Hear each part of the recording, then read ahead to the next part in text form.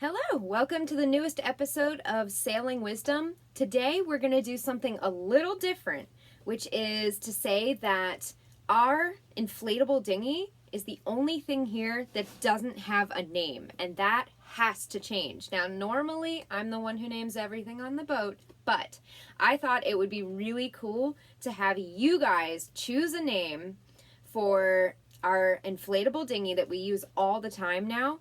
So go ahead and write what you think it should be called in quotation marks down below in the comments. And whoever we pick as the winner will not only have the honor of having named our inflatable dinghy, but will also receive some awesome Sailing Wisdom Rigging Doctor stickers in the mail. We can't wait to see what you guys come up with.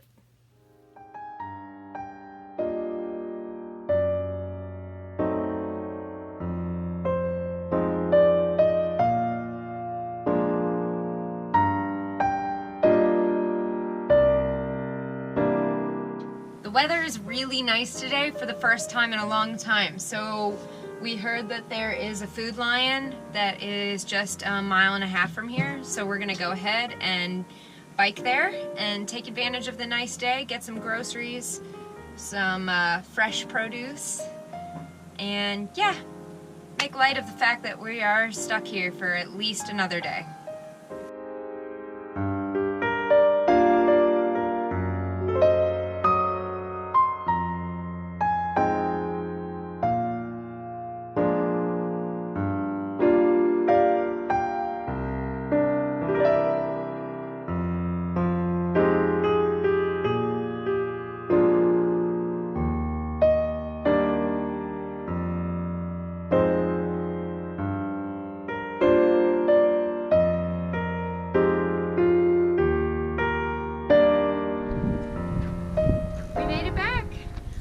Good little outing. Nice to get some vitamin D. Alright, our afternoon project for today is going to be putting in the new mattress for the quarter berth, because right now it's a great bed, but it is so uncomfortable. So we got a new mattress at IKEA over our little winter break, and now we're gonna have to install it. But in order to do that, we need to disassemble the entire bed. So that is what I'm doing right now.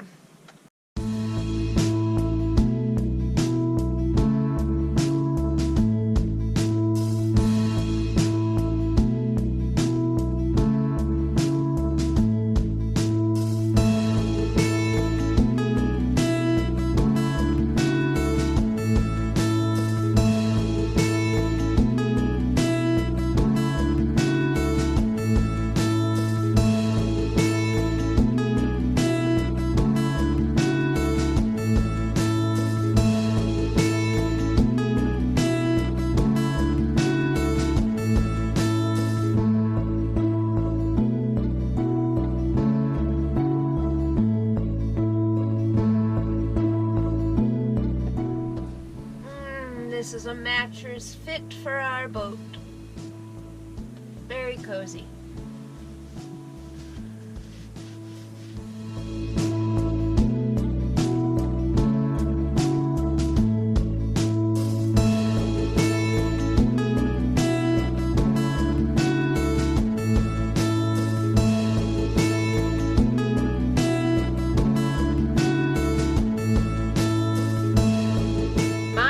Priority in this boat cabin is comfort.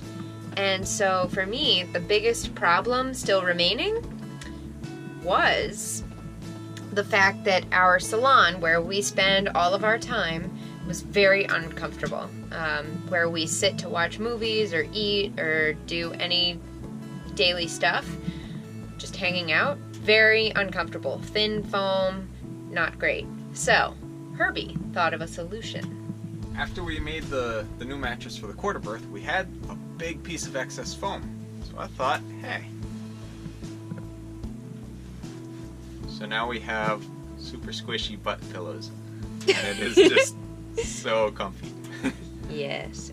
Problem solved. Yeah, so now it's nice and cozy here.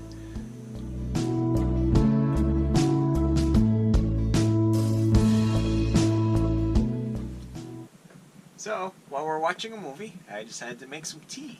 And one of the nice things with these diesel stoves is it's got a little cooktop area. So I put my teacup with some water and the tea leaves in it. And I just let it sit for, I have no idea how long we've been. And now the tea is ready to take off. And that is very hot.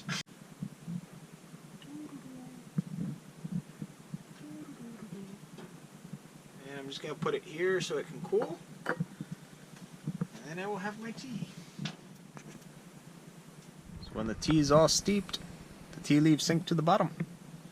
And then you're ready to enjoy your nice cup of tea from your heater while you keep warm in the winter. Still too hot. As an update, we heard from the welder and the Rudder Quadrant is repairable, so it should be put back together in a couple days and we'll be out of here pretty soon. Since we're still stuck here waiting for our welding thing, we are gonna have an errand day and mail this painting that I did of the dog, as well as trying to get another wheel for Herby's bike since it's been through quite a lot on the deck, and one more trip to the grocery store to get some things we forgot and overlooked yesterday. So the sun is just murder on the rubber of your tires, and you can see here the fiberglass belts are starting to show, and then here the fiberglass belts have chafed through and now the tire is starting to egg. So we're going to get a replacement before the sucker pops.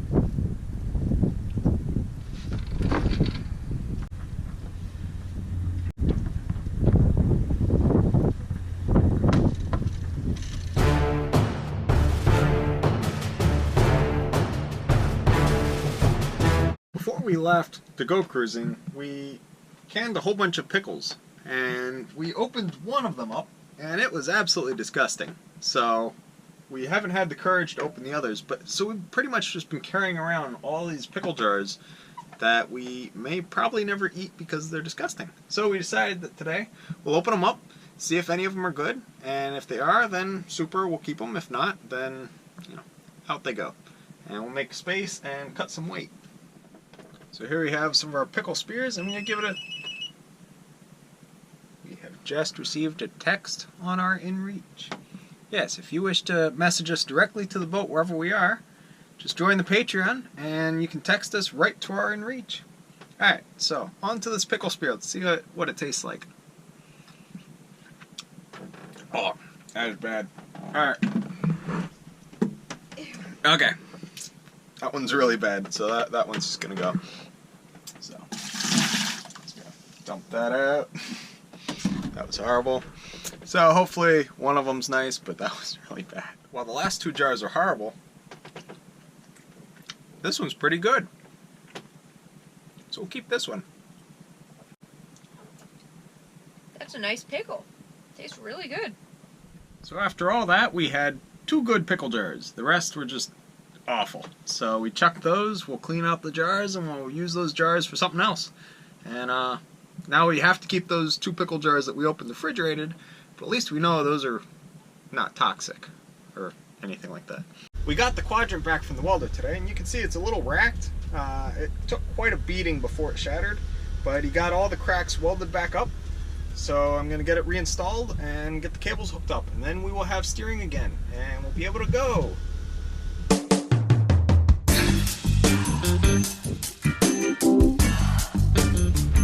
Okay, installation time. So up here we have the shivs where the cable comes out of the steering binnacle, and then it runs back behind there to a bunch of shivs back there, and then it comes back up to this pole via some cables that are down there. Now, what happens is the quadrant simply bolts onto this stern post, and then that's it. It turns the rudder via clamping down real hard on this guy. So we just got to get everything put back into place and then get the cables back on there.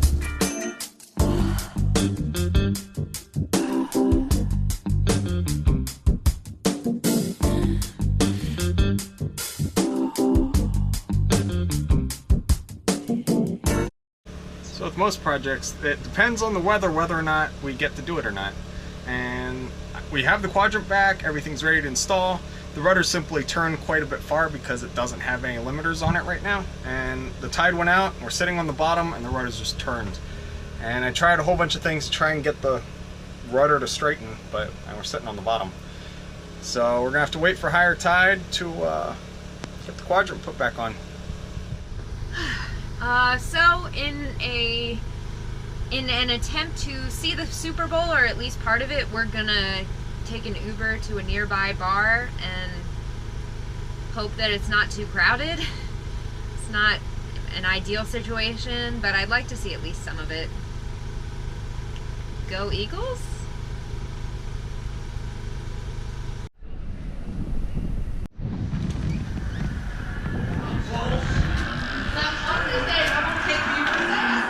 Oh, holy crap! We could have switched one of these. Why is the kicker on? We're watching the Super Bowl. We got our subs, our beer, our game. With the helmet. Yeah. Go Eagles!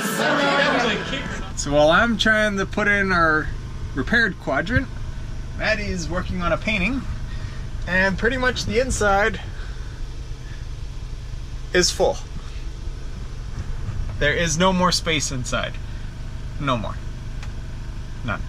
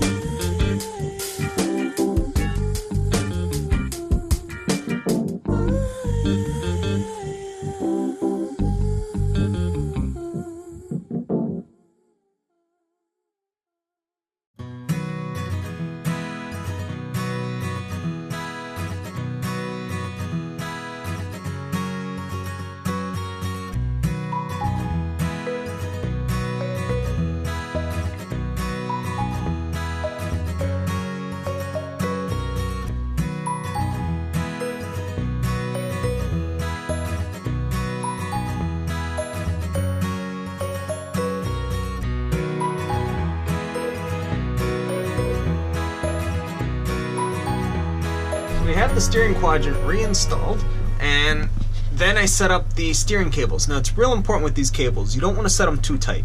So you want to be able to depress them a bit with some force. If you put them really tight, what you're going to do is you're just going to wear out the shivs.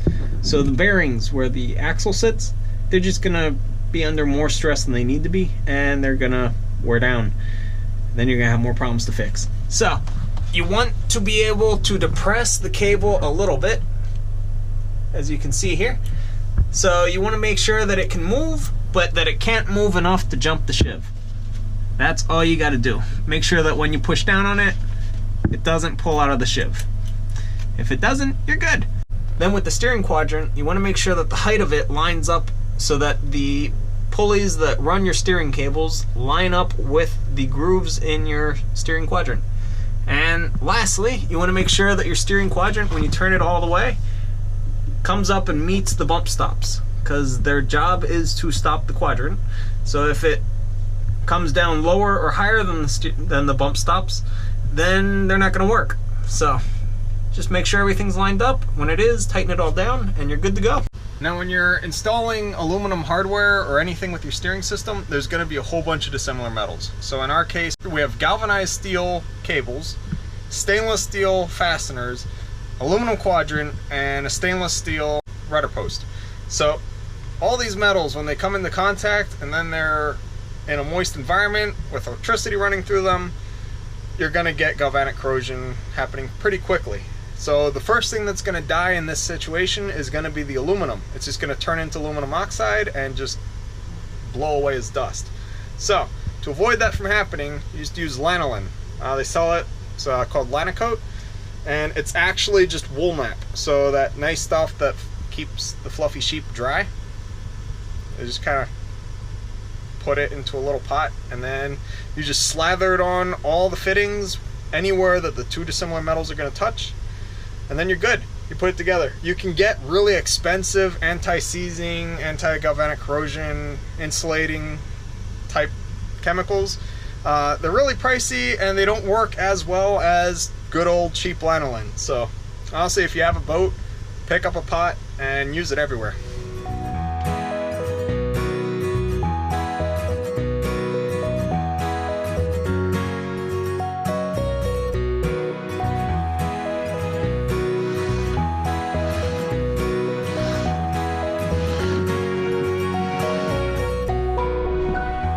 To be sailing with no generator or anything.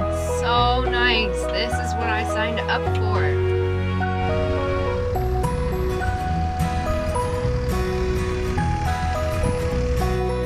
So we got towed to this marina because while we were going along, the motor started swapping between forward and reverse. Quite A lot? dramatically. Yes. Thanks for watching this episode of Sailing Wisdom. Don't forget to like this video, subscribe to the channel, and comment down below with what you think our dinghy should be named. See you next time.